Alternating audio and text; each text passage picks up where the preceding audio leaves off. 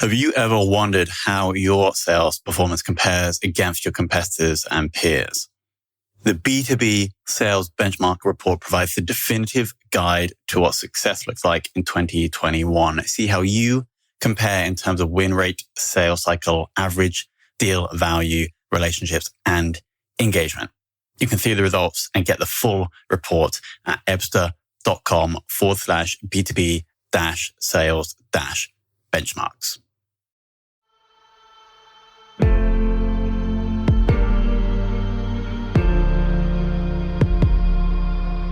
This is Sales Ops Demystified, the #1 most downloaded podcast in sales operations.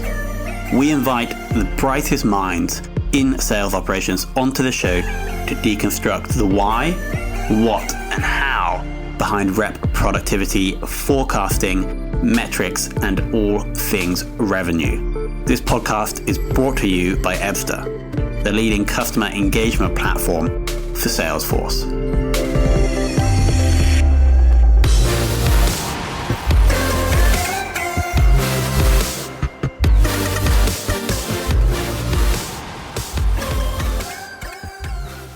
Welcome to a very special episode of Sales Ops Demystified. We're joined by Morgan Rosseel of Pegasystems. Morgan, welcome to the show. Thank you very much for having me, Tom. Great to be here.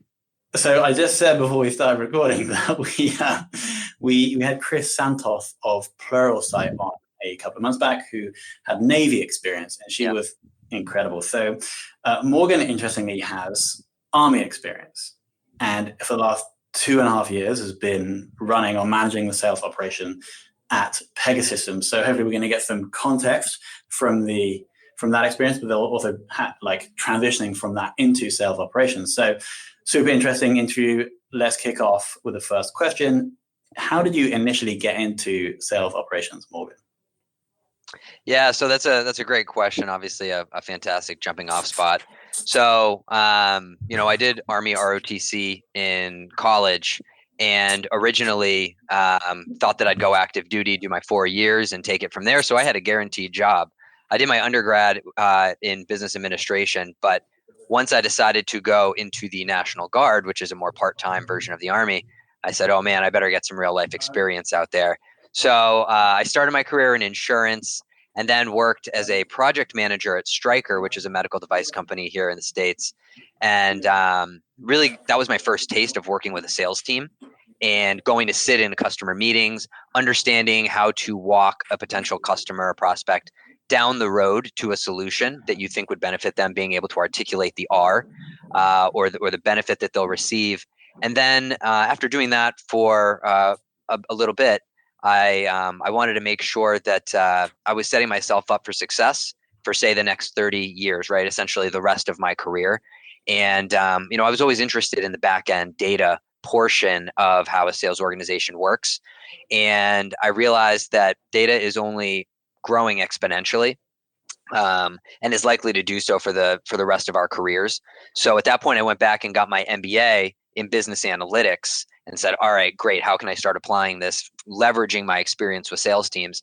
And sales operations was just a dream come true. It was a perfect fit for what I was looking for. Got it. For a very strategic move. Yeah, it was definitely not by happenstance. This was something that I most certainly thought about. And what's really cool with sales is not only do I love the personalities, you tend to have a lot of really big personalities. I chose software specifically because of its huge upward trajectory. And I think a lot of the folks that I've seen on your other podcasts can probably speak to this. Just the fantastic environment. It's a really fresh, interesting, engaging place to be, with the opportunity to really have an outsized impact. Even at a place like Pegasystems, been around for 35 years, over 5,000 global employees. I still feel like if I have a good idea, it will be listened to, it will be considered, and I have the potential to make a tremendous impact in some of those what I'll call more developed industries or stodgier industries like insurance. You just don't have that kind of creative flexibility. And what's really special about the sales teams and what really drew me into them is that they're going to listen to pretty much anything that they think is going to make them more effective, right? They're all ears, and we're all marching towards that one goal here between sales ops and the sales teams. God, it is a great advertisement for sales ops. That's right. So you mentioned 5,000 employees. How many sales reps and how many people in the sales ops department? So we're a global company. Offhand, the number escapes me on our global sales force, but I'd say we're over 200 in the US, with a team of one, two, three, four, five sales ops managers, and then we have a separate alliances team for our partners, and then the management chain up through there. So what's really fantastic about Pegasystems specifically is the fact that we as a business have made tremendous investments in sales operations, in growing out that team, and really ensuring that we have a tighter one-to-one alignment between ourselves as the sales ops managers and the sales VPs. So really ensuring that we get to know the business very well. We can speak to the business, and give them the attention that they need to really take on that trusted advisor role, which is just, you're not going to get anywhere without it. Got it. And when you joined, was that the point where Pegasystems started investing in sales ops, or had they been doing that for X amount of years and you came in and took one of the management positions?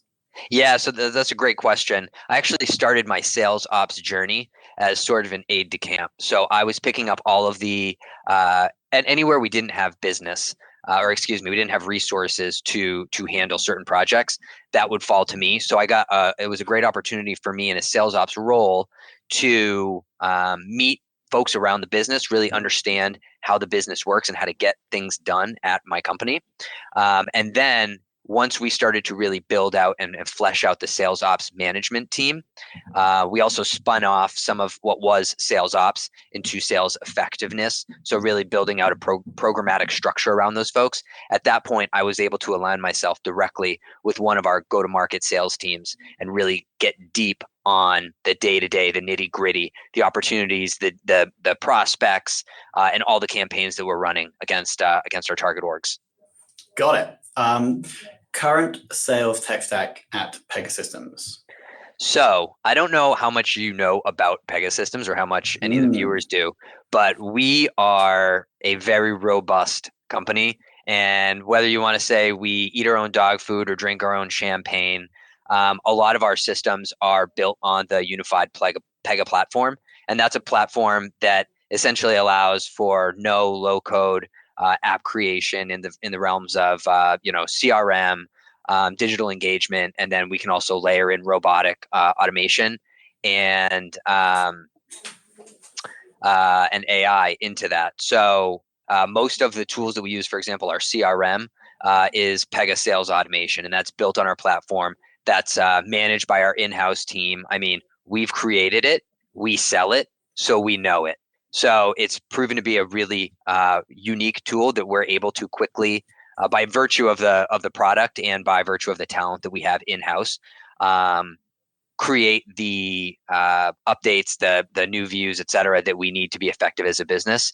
Outside of all of our Pega systems, we also find Tableau to be very effective, especially when trying to broadcast a ton of information, as you can imagine, data visualization software to a wide audience. So one of the things that we do is, for example, a quarterly evaluation of the business. Sometimes that's just better shown through a tool like Tableau or Power BI on the back end. But those are a lot of the tools that we'll use internally as well and across the teams as you step out of sales operations.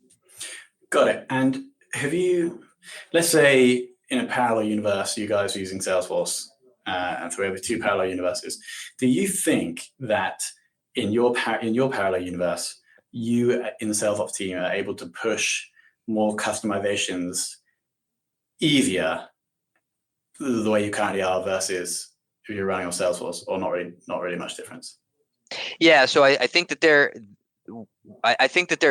there's just so much overlap there, and we have the folks that have literally been building our products for the last 3 decades in-house sitting here. So it's kind of like we're not limited to what kind of add-ins we can get from a developer, right? We have our own developer ecosystem that has that functionality built in, but we have such robust capabilities because we own soup to nuts, the entire product. We have the code. So I think that in terms of any enhancements or customizations that would be required, we have the resources internally to build that out as needed. Got it. Now you may have to help me here, but sure. With your your own CRM, how are you currently managing data quality? Yeah, so that's a great question. I often say when it relates to data quality specifically, that it really takes a village. I mean, this is a heavy team lift. I talked about the investments that we're making as a business and how we spun off that sales effectiveness team from sales ops. Part of that is, we've always had a very capable sales data and analytics team that owns the data quality for our sales teams. There are a few other data teams around the business, but what we're in the process of doing right now is combining everything. And I'm paraphrasing from that team, but combining everything into that one centralized data warehouse so that all the column headers are the same. We're all reading from the same sheet of music. But of course, even outside of all the historical, activity-based data and whatnot, we have so many functions that pitch in for that. So we review our own activity data, so emails, meetings, opportunities, etc. That's fed from Outlook directly. And as I'm going through, I'm religious about keeping my team's data quality up to date, whether that's just the organizational hierarchy and the way things are assigned. And we do use some third-party tools for that, like Dun & Bradstreet, D&B Hoovers is a really popular one, to just making sure that everything that sits within the CRM system, when we do have to make updates due to termed AEs, new sales reps coming on board and assigning them their portfolios, that everything lines up. But it's really an exercise in vigilance, because when you're just dealing with the amount of data that we have with our enterprise sales teams, it really becomes a very by the eaches kind of exercise. Does that make sense? It makes sense. That team that you mentioned that are kind of responsible for the data quality, do they sit outside of sales operations? Yeah, that's correct, but very closely aligned to the sales teams, right? So we, in fact, just this morning, we were on a phone call for about an hour, just working through some reporting that we're trying to spin up to make some of that data more available, more accessible to the field in a digestible format, right? So they, in fact, literally sit right next to me. So we are very, very tight knit, and that's I think by virtue of the fact that where does the rubber really meet the road, right? When marketing wants to judge the effectiveness of their outreach, they can look at certain metrics, but where it really comes down is customer engagement and opportunity creation and dollars booked. That's what sales is about. So that's what we have an unrelenting focus on. That's all we can focus on. Got it. Now shifting the view to like your relationship with the sales reps. So you mentioned you have Sure. 200 in the US. If you are to roll out something new, maybe a new customized part of the CRM or process, how are you going about getting them to buy in and actually do that thing? Yeah, that's a great question, and I think that's something that every new sales ops professional is going to really, I don't want to say struggle with, but have to figure out. And what I found really helpful in getting to this is it's really all about becoming a trusted advisor. So when it comes to new tools and processes, what we really need to do is start by including the sales team on any of those decisions, and they'll let you know if you don't. And that may mean, running things by your sales VP and the other sales managers, all the way down to the AE level. I am always trying to solicit feedback, no matter how minor, or at least put, hey, this is what we're thinking about doing. What do you guys think? So that the first time they see it isn't once something goes live. Because when you do that, you're basically the corporate that's dictating out to the field. And having spent so much, the first 8 years of my career were in the field working out with customers, and it's very easy to get disenfranchised or feel like you're being just told what to do. So it's really important that you bring them into the fold, help them be part of the decision-making opportunity. And that's actually something that I quickly picked up in the military is you can be the kind of leader that dictates the orders, or you can be the person that gets everyone to want to come along with you. And I think that the latter, for my own personal leadership style, is really essential. And when you're looking at a sales ops role specifically, we don't have the institutional hierarchy, um, power dynamic. We sit outside of the sales teams often. I know we do it at Pega, and we don't always have the tenure of the sales VP that's been doing this for 40 years. So how do you get that guy or gal to come along and want to listen to what you're saying? So you have to kind of guide them down that process using more of a soft influence, a hand-holding process. And the last thing that I want to point out on this, I think it's a really important point, is that it's not all about saying, hey, here's what we sales ops think that you need to be doing now, but it's a two-way dialogue, right? So my sales VP and the sales team that I support will often come to us with tools and say, we're really interested in this, or we put down the budget to do a sample of this and see how it's going, and we really like this. Well, we're going to take that, we're going to investigate it, we're going to have the conversations with other sales leaders and say, maybe what's good for the goose is good for the gander, and we want to roll this out widely, but we're going to listen to what you have to say. Everyone wants to be heard, right? Even the sales folks will tell you that the customers want to be heard. So we really want to make sure that we are considering the end users or the recipients of all these tools as we're going through the process of developing and rolling them out. Got it. And you touched on something that I wanted to ask about is your experience in the National Guard, and you mentioned your leadership style. Do you think it has impacted you, or like maybe a better question is, how has that impacted the way you lead and interact with sales reps? Yeah, absolutely. So as I mentioned before, working with any sales team, you're going to have a lot of big personalities and a lot of folks that have been doing this for a long time. And I remember when I first came in as a brand new officer, I was 22 years old, and I had folks under me that ranged from 18 to 45. In the Guard, you can really run into those circumstances, and that continued throughout my career. You can't go in there guns blazing. You can't act like you know everything. You have to be willing to just provide an unbiased view and make your best recommendation, but also you don't need to operate in a vacuum.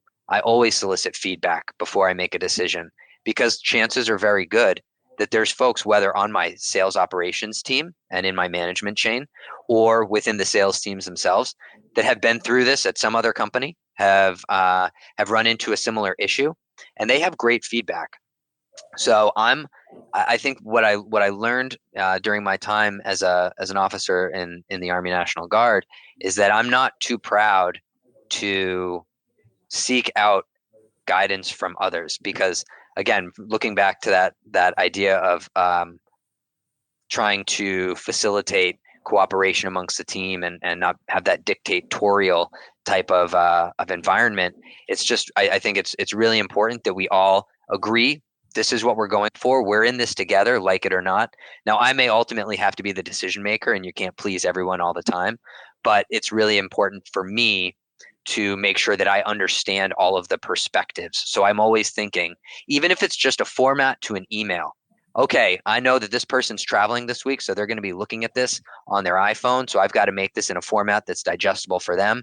And always considering the person that you're supporting, your end customer, which for us is that sales team. Got it.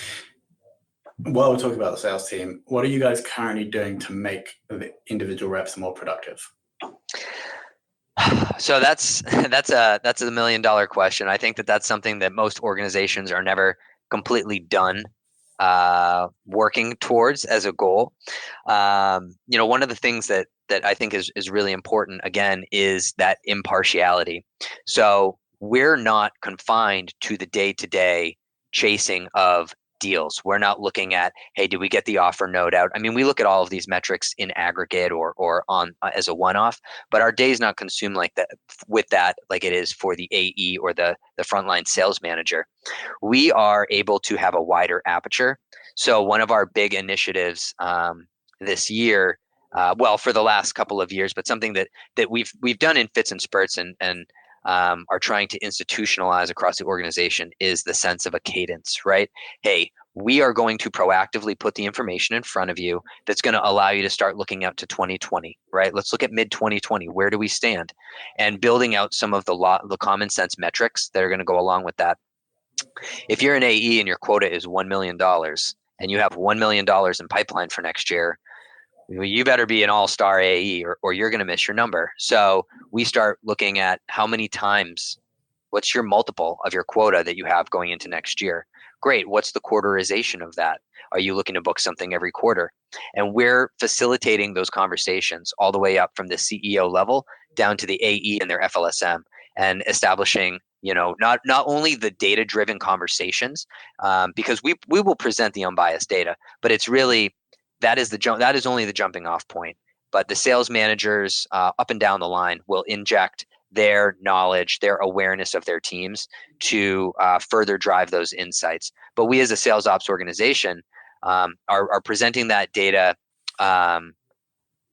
proactively, systematically, programmatically, and really not letting anyone take their eye off the ball. And I know that we have, you can talk to multiple folks around here who can say, yeah, towards the end of 2018, I was so focused on closing business, which I understand, right? You have to do that. But if you start to take your eye off the ball for 2019, which, various folks will say maybe they had done, then they pay the price for it in that first half of the new year, because it's a all hands on deck, feast or famine kind of boom and bust cycle. And that's something that is just not sustainable. And again, not to harp on the fact that it's just so great at Pega specifically that we are investing the resources so that we have the bandwidth to develop these reports, to attend the meetings, to provide our insights, and to ultimately ensure that we are inspecting the right tools, the right metrics, so that cadence is effective in setting both our AEs and our wider sales teams up for long-term success. Got it. And moving on to forecasting, how are the sales ops team involved in the sales forecasting process at the moment? Sure. So our sales ops teams run the forecast calls. So we are the facilitators of those calls, which I think is really great because it gives us all the most in-depth understanding of where the specific businesses that we support are, and we do those every week. Within our CRM, we can do multi-level forecasting. So the AE may forecast X dollars, but his manager forecasts Y, and then her senior manager may forecast Z, right? So those are available in the system. But in doing those weekly calls, we also bring together the stakeholders so that everything is recorded. It's an opportunity to quickly touch base on anything that may be needed in the upcoming week or what have you. But really, those are the result of up and down conversations throughout the sales organization. Now, sales ops usually doesn't get too involved in those just due to the volume of them, but we try to get the highest level. So like the Americas, our APJ business, our EMEA business, those we want to get involved in because that's kind of the summarized view of what opportunities we're counting on for the quarter. Got it. And KPI, or actually from your experience, what has been a super insightful KPI to track performance of reps? Yeah, that's a great question. So I've come up with a bunch on my own that aren't part of the standard reporting pack, as I'm sure we all tend to do, based on just chasing our little hunches, which I think is one of the greatest things about sales ops is we get access to the raw data so that we can go down the rabbit hole. Sometimes a bad thing, right? Sometimes we can spin ourselves up on all these different avenues. But when we find something we lock on, I think it's pretty cool. So one of the most interesting elements or KPIs that I've been looking at recently is email to meeting ratios, right? So usually the report out comes as inbound emails, outbound emails, meetings, opportunities, contact creation, etc. But one of the things that I've really found interesting is the email to meeting ratio, because the specific team that I support, we have some parts of the business that are very developed, right? So we're not struggling with awareness in any of those accounts. They know us. We've been around. We've been walking the halls forever.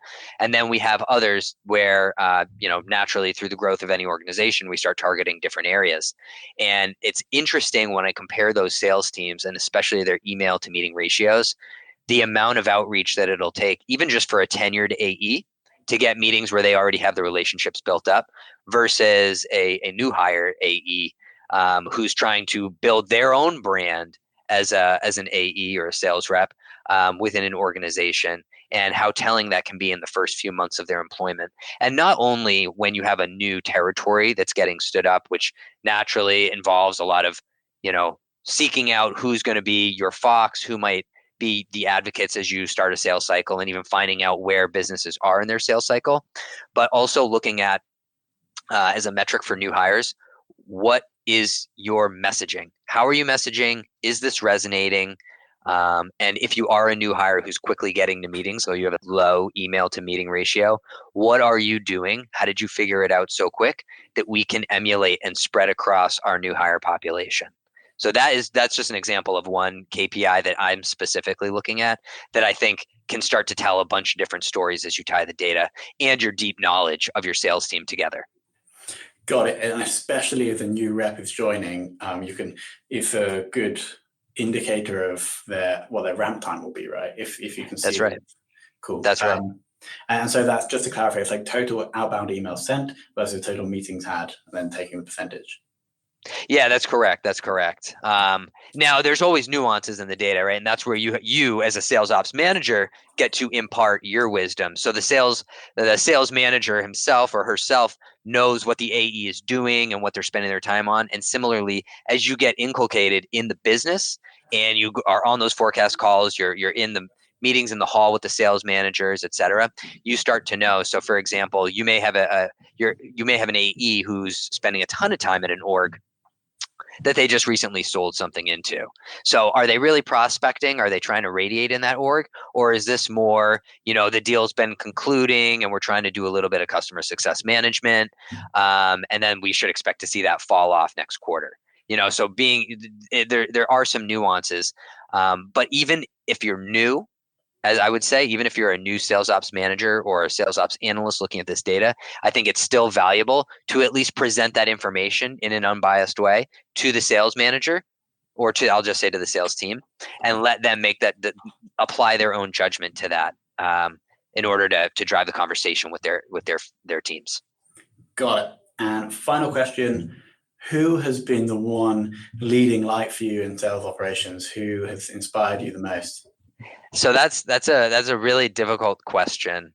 I've been lucky to have worked with some of the most amazing folks in my professional career since taking on the mantle of sales operations. But I would say my guiding light would probably be one of my coworkers, Wanda Droz. She has a fantastic ability to read her audience. She's never forceful, but she gets her point across. And I think part of the reason why she's so capable is prior to coming to sales operations as a sales ops manager, she was on the data and analytics team. So she can go super deep in the data. She knows exactly where it's coming from. She can represent it in intelligent ways that make sense for the sales team based on what kind of information they're looking for. And she can anticipate how that will resonate. She also keeps a really calm demeanor in spite of things that can sometimes be stressful. It's a tough job trying to please so many stakeholders, as we often have to do. We have folks up and down the chain. We have our field facing personnel. We get pulled into ancillary projects, but she handles it all with an impressive demeanor. And she's also just so willing to share her work with us, which has really helped me grow and become a better sales ops professional myself. So Wanda, if you're listening, thank you so much for the guidance, and I look forward to continue to learn from you. Thank you. Shout out to Wanda. Now, here are the insights I liked. There's a few really, really good words just that I wanted to kick off with, but I wasn't 100% sure what they meant. One was inculcate. Does that mean like to integrate into? Yeah, exactly. To really steep yourself in the business, to really become a part of it. Got it. And there's one more in there that I didn't write down, so it's lost or it would be in the interview. But I liked something you actually only mentioned quite shortly but I thought was powerful, is the alignment with the VP. And we haven't talked about that before, in that your relationship with this person who is responsible for the big number is super, super important, right? And so I thought that was really, I wanted to highlight that. The second was how you lead and interface with the sales reps, and being more of or because you don't have the chain of command, you're not their boss essentially. Right. How you have to develop that relationship and become the trusted advisor. I thought that was super interesting. And then exercising vigilance. I really like the word vigilance describing data quality. And yeah, there we go. Fantastic. So I want to thank you. That was actually a pretty long interview in the end. I want to thank you so much for coming on, giving us your time and sharing those insights and amazing words. Morgan, it was an absolute pleasure. Thank you so much, Tom. Absolutely fantastic to join you. And thank you for the opportunity to speak sales ops and talk shop for a little bit. Thank you. All right. Thanks.